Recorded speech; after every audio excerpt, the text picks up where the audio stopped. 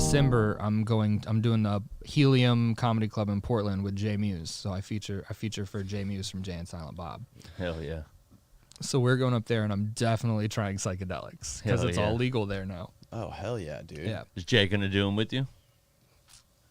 Jay is 10 years sober. Oh, yeah? Oh, Yeah. that's Is right. this the guy that smoke pot? That's right. Nope. Really? Nope. His one vice that he still has is caffeine. Goes hard on the caffeine. why Yeah, would he will wanna drink like 4 Red Bulls and so his Starbucks order is 5 shots of espresso with milk on the side, and then he basically like a little bit of milk into the espresso, gets it to like a good temperature, and then he'll like drink half, a little bit more milk, drink the other half. That's the only And shit he I'll will drink do at that Starbucks. 3 times a day. Damn. So we're talking about like 15 shots of espresso, 4 Red Bulls, but that dude is constantly going. Yeah. Like he Twitch streams like 10, like we'll be all like, we were at Bananas in New Jersey. Like, Have you ever in tried Hasbro cocaine? Heights. It's probably way more efficient. Well, I think that was the problem. It was too efficient. Yeah.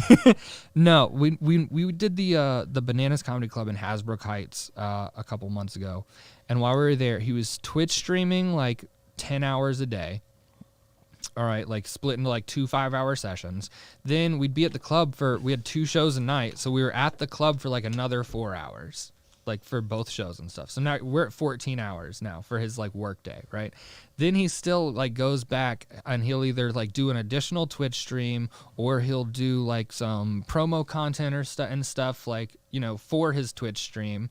Or we were doing stuff like the next day we had to do stuff at the Secret Stash, like his and Kevin Smith's comic book store. They were doing meet and greets Saturday. So Saturday he did like 6 hours of meet and greets, 10 hours of Twitch streaming, and 4 hours at the club. Like I don't know when So he's just slept. going nonstop. Yeah.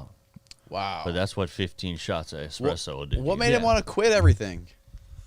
I think like becoming a dad and like it got to the point where I think it was like stressing his relationships with Kevin, and you know, and I think, and well, I mean, this is a pretty like was he abusing alcohol too, or just weed, or alcohol and all kinds of other drugs? all kinds of drugs. Oh, okay, he was doing everything. Yeah. And it was man. at the point like it's pretty well documented. Like him and Kevin Smith had a whole thing where he's like, if you can get sober, we'll do Clerks 2. So he's been sober since Clerks 2. Oh, cool. Yeah.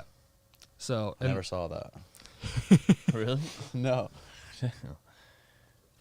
Yeah, where we actually I saw the Great, first man. one. That's the first movie one was that taught. classic, yeah, everyone. That's the movie that taught American culture. You never go ass to mouth. Yeah. What's the one where they're in like the one scene that I'll never forget is like they're somewhere and there's fucking lasers everywhere and they're like climbing Jay over the and Silent laser Bob beams. Strike Yeah, Back. that's the movie. Oh, Yep. okay, that's the Yeah, movie. that's All the right. movie. That's Yeah, cool, that's when man. they break into like the animal facility and free the monkey. Yes, they Yeah, free yeah. the monkey. Yeah. Yep. And he's the Clit Commander. How did Yeah. yeah. Click, come here. How did That's you meet how that I dude? intro him. Yeah. So how I met Jay was, so like I said, I converted the van, right? And I put together like my own road show, and I did a show in Austin, Texas, Colorado Springs. I did some open mics in Nashville and Atlanta and stuff. And then my buddy, a comedy buddy of mine, he had moved to Kansas City, and he saw I had an open show, and I didn't have to go back through Texas because that would have been the long way to go, because I was going to Nashville next. Mm-hmm. So Kansas City was on the way, and I saw he had a showcase show, and I was like, hey, I'm going to be able to make it to Kansas City in time to see your show. Let's catch up and hang out. And he's like, oh, hell yeah, awesome. I'll let everybody know you're coming. And then he messaged me back. He's like, hey, do you want to do a guest spot? And I was like, sure, yeah. And then, so I looked at the club where that show was at, and they had an open mic the night before. Like an outdoor patio mic because of COVID.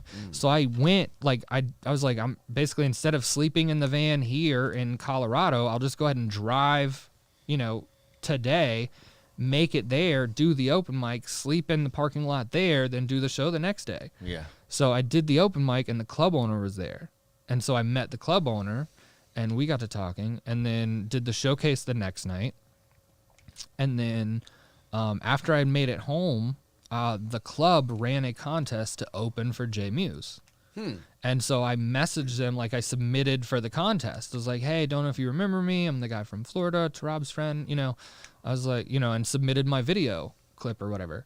And he's like, you didn't need to submit a video. I remember you. He's like, are you sure you want to come from Florida? Like all the way from Florida to do a 7-minute spot on a contest that you might not win. And I was like, yeah, sure. And he's like, bring your ass on. And so I went to do the contest, and I figured I was going to lose just because, like, I'm not from there. Like, other people, like, I didn't know how they were doing, like, any voting or anything like that. And I was like, if it's, like, an audience vote, like, everybody else is bringing people, you know. But I just wanted to go because he had already seen me before, and I was like, even if I don't win, if he sees me again, maybe he'll just book me for something else. Right. Right? So in my head, I was like, that's how I made it worth it. I was like, even if I do, yeah, exactly. But I went, and then I won. Oh, shit. Yeah, because they had 2 comedians judging the contest. So they did those 2 judge votes plus audience vote. And I won. Nice. Yeah. And so then I came back to open for Jay, and because he was there doing a weekend. And so he was like, hey, pick a night you can be here, and that's the night you'll open for Jay. And so I was doing the Thursday night show, because I was booked to be in Orlando Saturday night. So I was like, if I do the Thursday night, I can hit the road. I can make it to the Tennessee, like, state line, sleep in. There's a rest area there that from all my trips back and forth to Kansas City at this point, I was like, this is where where I sleep right before my last stop before Florida, you know? And it's the Tennessee, Georgia state line. There's this amazing, like, rest area on both sides, like this, big, I want to say aquifer, but that's not the right word. But like this big like water like retention area or whatever, and there's like like an island with mountains and shit. Nice. So it looks like you're like Jurassic Park. Yeah, It's like a landfill maybe. Maybe. No, but it's beautiful though. It's like a nature preserve and like water reserve. Yeah. Okay. So, but it's beautiful, and so I was like, okay, I can do the show in Kansas City with Jay, make it back to drive through the night to here, sleep there, wake up, make the rest of the drive the next day, and then make it to Orlando, you know, by Saturday and all that kind of stuff. But the show went so well opening for him that I have audio of this like on my TikTok because I record my shows with like my Apple Watch, so I have like my perfect audio right here, like next to my mic. And my Apple Watch was still recording. I went off the stage, through the door into the green room, and one of my comedy buddies who was featuring, he was going up next. And so, you know, we, you know, do our thing like, hey, good, you know, break a leg, all that. Yeah. And then Jay's road manager is right there, and he's like, hey, Jay wants to like get your information. Like, are you okay? Like, are you okay to fly? And like, come on, like he wants to bring you on the road to feature for him. And so I'm talking to him about all this, and then Jay sticks his head out of the green room, and he's like, hey, bro, can you get on planes and shit? Sick. Yeah, and then we have, like, Typical a conversation. Jay. Yeah, just as soon as I heard the voice, I was like, he's behind me, you know? Yeah. And that's cool. Yeah, it was fucking awesome. And so, yeah. That's amazing. That's man. my guy. So you record all your shows on your watch? Yeah, so I record my audio with just like the voice memos, like on Apple Watch. Yeah. I record my audio here. So because I keep my mic in my left hand, so I get a perfect audio recording of my show, and then I'll sync that with my video. So it's almost like my camera is like the audience audio, and then I have my audio to put over it. Wow. Yeah. You got good audio. That's 200 IQ. Yeah. No, that's Intense Focuses and being all about comedy. I listen to like every comedy podcast, and that's a Brian Redband tip. Oh, is it really? Yeah. Brian Redband I think it was on Rogan, but he was telling Rogan that's what he does, and I was like, check. I have an Apple Watch. I can do that. Yeah. Wow. And that's so yeah, incredible. I never even thought about that with one of those iWatches. You could just go in and record anything without people knowing about it. You could do some fucking deceptive ass shit with one of those watches.